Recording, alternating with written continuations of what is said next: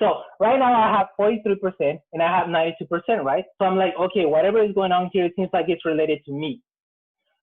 If I had a similar percentage in here, say a 45% or 50%, and also here something like 40% or 42%, what I would be thinking is, hey, you know what? This is more of an structural program. It's some sort of a structural problem. Maybe all the faculty that are teaching classes or teaching this particular class, we're not getting something. Somehow we're not engaging with this particular kind of groups, right?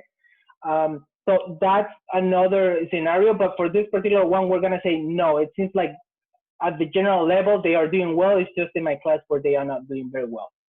But that could also be a scheduling issue based on maybe your class is a Saturday class, the other ones are during the week, or maybe it's a night class. So I think that, to overlay that, and obviously if you know your department, you know when the other classes of your section are taught, because that could also be an issue that's completely unrelated to the instructor, but more of an institutional issue of certain students do better at certain times or certain, things. Like I know in auto, our nighttime students struggle a lot more than our daytime students, and that's typical of our nighttime students across our program in every class. So I can't say it's one instructor when it was institutional, our nighttime program. So we did things in our nighttime program to change that, and we implemented those things because we realized it's a night program, not an instructor program. Brian, I have a question on that, because if that would be the case, wouldn't all the numbers be down for the night program? Yeah. Versus a subset? Right, exactly. But we're not breaking that out here by default. In auto, it's easy because we only teach 2 sections of the same class. So you have the one I'm teaching, you have the night. We can look at that with the other ones, the 507 and the other stuff. And we tracked it in our program review. So we've already looked at that data. And that's why we actually restructured our night program to create better student retention.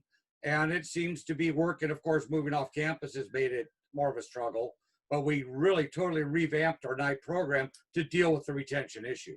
Yeah, but that could also just be confounded. Like it could be outside factors, right? Like exactly. Because there's a reason why they're going to school at night. Right. So why do they self-select tonight? Who are those people? You know what I mean? Like absolutely. There's so many confounding factors.